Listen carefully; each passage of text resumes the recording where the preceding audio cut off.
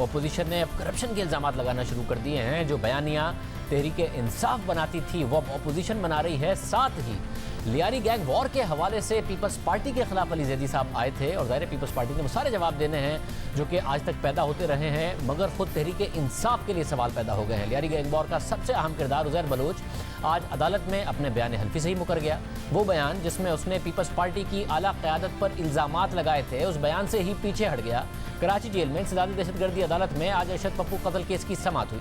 Uzair Bloch को अदालत में पेश किया गया। रेंजर्स प्रोसिक्यूटर ने उज़ैर बलोच के एतराफ़ी बयान को केस का हिस्सा बनाने की दरख्वास्त की, जिस पर अदालत ने मुल्जिम से पूछा कि क्या हम आपके एतराफ़ी बयान की कॉपी को इस केस का हिस्सा बना दें।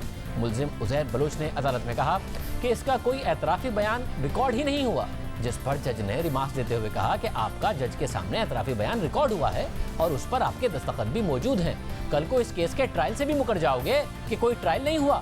केस की समाअत के दौरान अदालत ने लंदन में मुकीम मुल्जिम हबीब जान को इश्तिहारी करार दे दिया। उसके अलावा अदालत ने गैंग वॉर के दीगर अहम कारिंदों को भी इश्तिहारी करार दे दिया। अदालत ने 25 जुलाई को पुलिस मुकाबले में मारे गए बाबा लाडला से मुताल्लिक रिपोर्ट भी तलब कर ली और आइंदा समाअत पर मुल्जिमान पर तरमीमी फर्द जुर्म आयद करने की तारीख मुकर्रर कर दी। उज़ैर बलोच आज अपने बयान हल्फी से मुकर गया। हालांकि जब जनवरी 2016 में मुल्जिम को गिरफ्तार किया गया और फिर उसके बाद तकरीबन 1.25 साल के बाद 4 अप्रैल 2017 को ये बयान हल्फी उस वक्त सामने आया जब रेंजर्स एहलकारों के कत्ल के केस में रेंजर्स ने यह बयान हल्फी जमा कराया और इस बयान हल्फी में 1 साल पहले यानी 27 अप्रैल 2016 की तारीख दर्ज थी। यानी बयान हल्फी पर लिखी गई तारीख के मुताबिक उसे 1 साल पहले मजिस्ट्रेट के सामने रिकॉर्ड किया गया। फिर ये बयान हल्फी हमने आपको अपने प्रोग्राम में दिखाया था और इस बयान हल्फी में जो बातें हैं उसमें से ज़्यादातर बातें उस JIT का हिस्सा हैं जो अली जैदी सामने लाए थे। बिलावल भुट्टो ज़रदारी ने आज मीडिया से बात करते हुए कहा कि JIT का खेल खुद तहरीक इंसाफ के गले पड़ गया।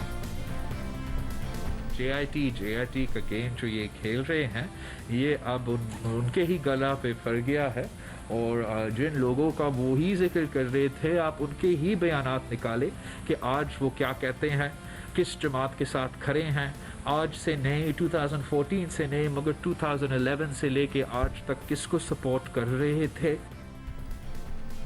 तहरीक इंसाफ के रहनुमा और वफाकी वजीर अली जैदी 2017 से उज़ैर बलोच, निसार मुराई और सानेह बल्दिया टाउन फैक्ट्री की JIT रिपोर्ट सामने लाने का मुतालबा करते आए हैं, मगर जब सिंध हुकूमत ये रिपोर्ट सामने लाई तो अली जैदी ने उसे नामुकम्मल करार दे दिया और फिर खुद एक और JIT ले आए। मगर इस JIT में पीपल्स पार्टी पर ही नहीं, खुद उनके अपने इत्तेहादी जुल्फ़िकार मिर्ज़ा पर भी संगीन इल्ज़ामात लगाए गए हैं। पीपल्स पार्टी के क़यादत पर जो इल्ज़ामात लगे हैं वो संगीन हैं। जो सवालात उठ रहे हैं वो सवालात हम इस प्लेटफॉर्म से बार बार उठाते रहे हैं और पीपल्स पार्टी सबसे बरी ज़िम्मा नहीं है, क्योंकि बात रिकॉर्ड पर है कि जब उम्मीदवारों को पीपल्स पार्टी ने टिकट दिए उन्होंने उज़ैर बलोच से वफादारी का हल्फ लिया। 2013 के इंतखाबात में कामयाबी के बाद पीपल्स पार्टी की क़यादत उज़ैर बलोच के इशाइये में भी गई।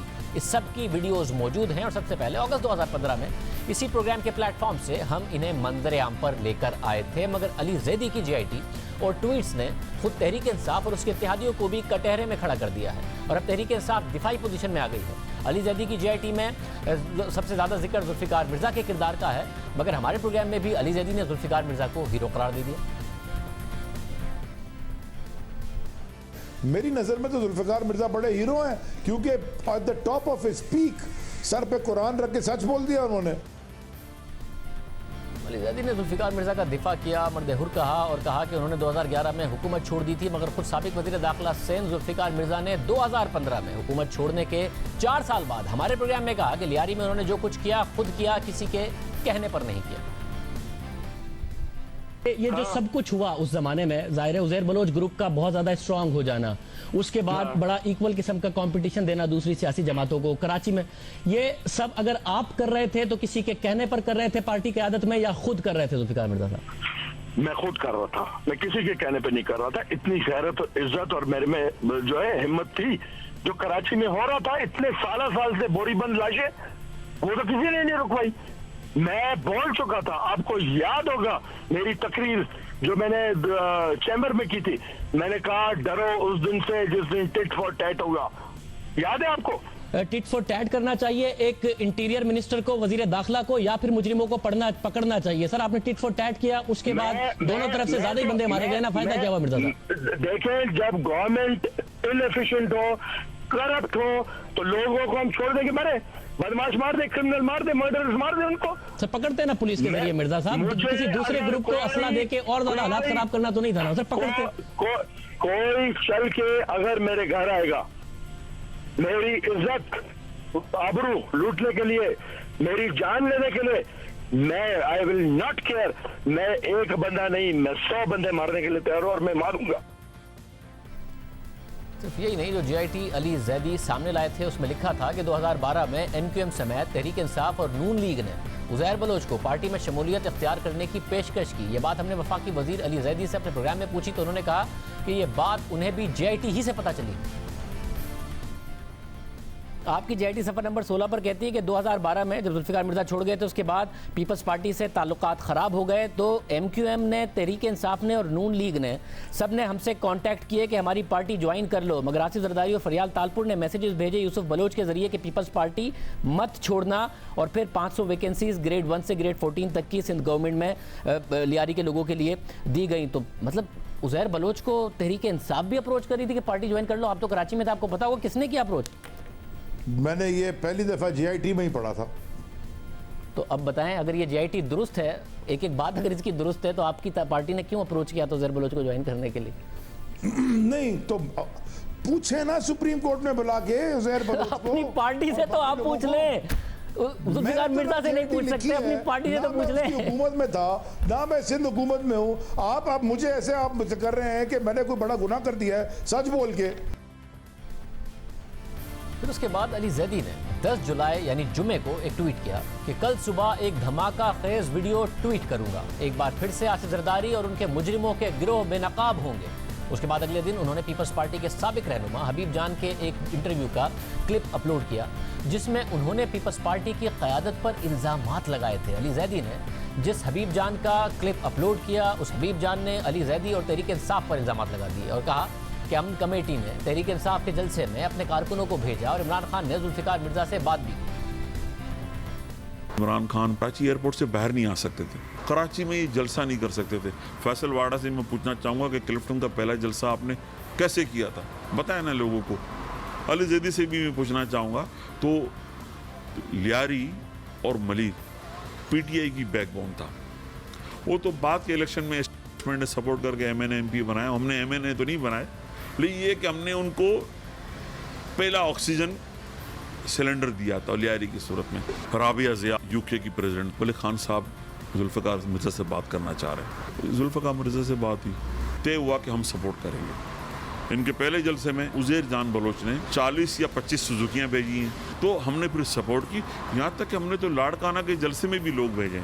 नईमुल हक उस ज़माने में सिंध को लीड करते थे, नईमुल हक मरहूम हमारा ब्रिज थे राब्ते का, और बातें बहुत आगे तक चली गई थी। मैं तो पीटीआई का बंदा था और अब भी समझे हूँ।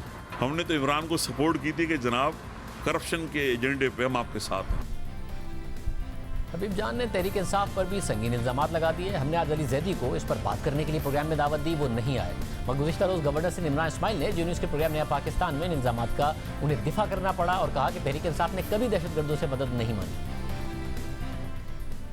ना हबीब से मेरी कभी मुलाकात हुई, ना फ़ोन पे बात हुई, ना उज़ैर बलोच से मैं कभी बिलमुशाफा मिला, ना मेरी कोई इससे मुलाकात हुई। हमने कभी ज़िंदगी में किसी टेररिस्ट से, किसी गुंडे से, किसी ऐसे शख्स से जिसके ऊपर इल्ज़ाम लगाओ जिसके ऊपर टेररिज्म का, टेररिस्ट को छोड़ें, जिसके ऊपर इल्ज़ाम भी लगाओ टेररिज्म का, उससे कभी मदद हासिल नहीं की। Don't you know Imran Khan? आपका ख्याल है कि इमरान खान ने टास्क दिया होगा कि जाके उज़ैर बलोच से मदद ले लो कराची के लिए? यार कमाल हो गया शहजाद।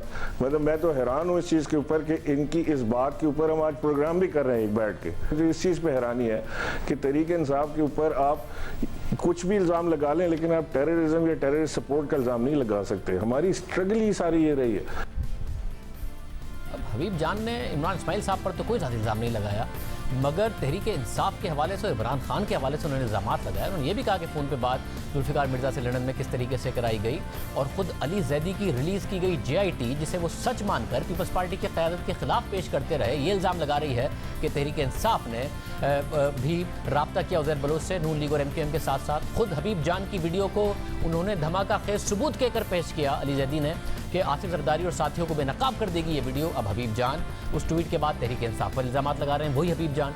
2014 में जब तहरीक इंसाफ ने इस्लामाबाद में धरना दिया हुआ था, क्योंकि गवर्नर साहब कह रहे थे कि कभी भी ये नहीं हो सकता कि इमरान खान साहब या तहरीक इंसाफ मदद मांगे, तो जब 2014 में धरना हुआ, PTV पर हमला हुआ, उस वक्त डॉक्टर आरिफ अलवी और इमरान खान की एक ऑडियो लीक हुई थी जिसमें MQM से मदद लेने की बात की गई थी। वही MQM जिसके सरबराह अल्ताफ हुसैन थे, और 2013 के इंतखाबात में धांधली का इल्ज़ाम तहरीक इंसाफ ने MQM पर लगाया था। 3 तलवार पर धरना दिया था। अल्ताफ हुसैन ने उस पर तहरीक इंसाफ को धमकियाँ दी थी, और उस पर तहरीक इंसाफ को जो धमकियाँ दी गई, तहरीक इंसाफ ने लंदन में शिकायत की थी।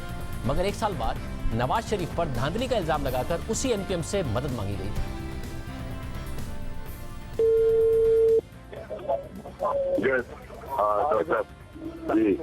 भाई साहब, मेरी एक दरख्वास्त ये थी, ये PTV के अंदर घुसकर नशरियात भी बंद हो गई हैं। तो अच्छा तो ठीक है। Because you see, because now it's all a question of forcing Nawaz to resign. You want to show that the whole thing is gone, because otherwise ये resign नहीं करेगा।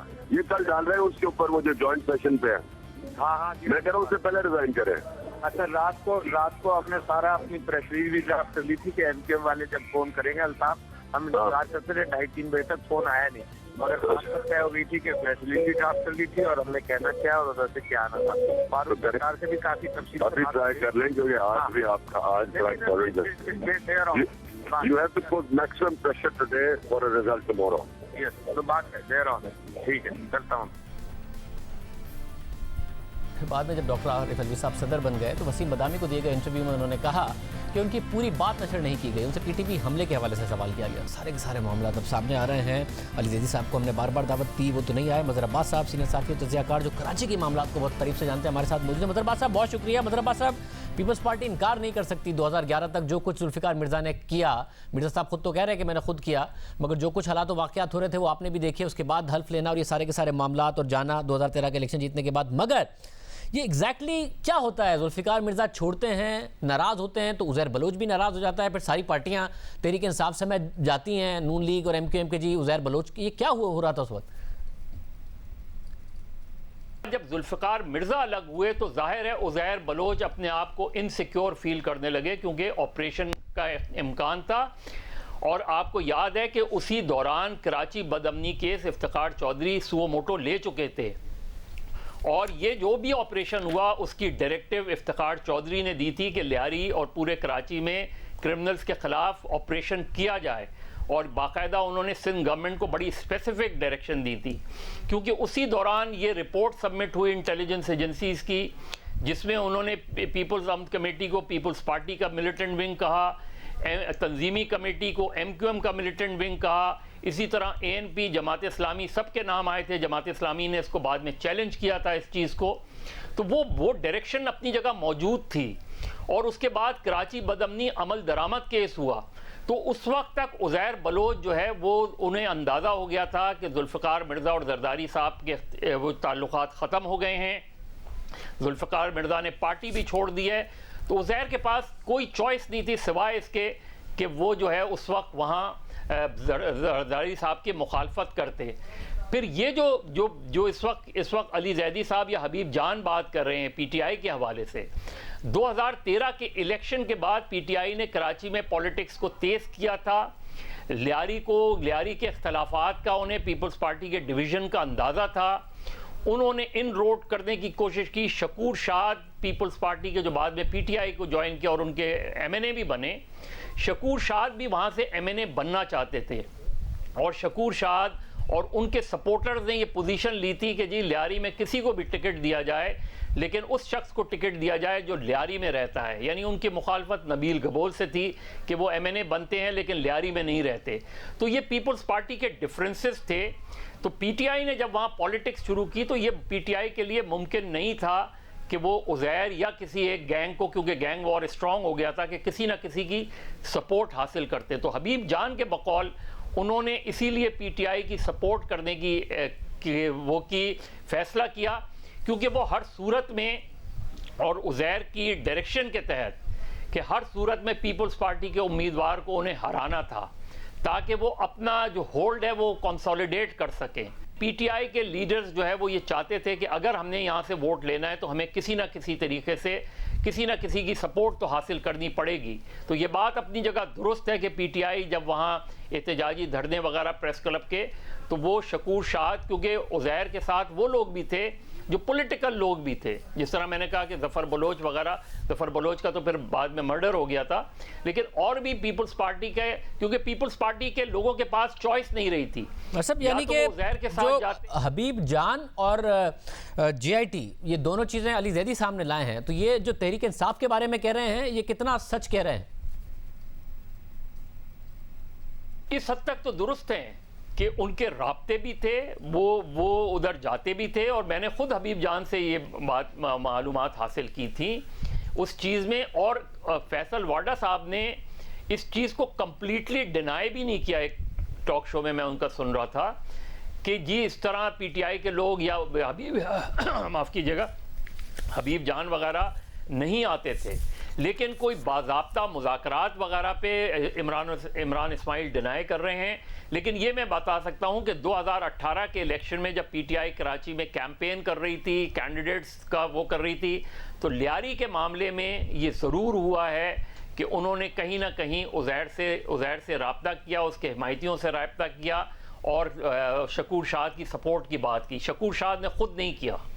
बहुत शुक्रिया मदर अब्बास साहब इस हवाले से अपना तज़िया दे रहे थे, अपनी इन मालूमात शेयर कर रहे थे।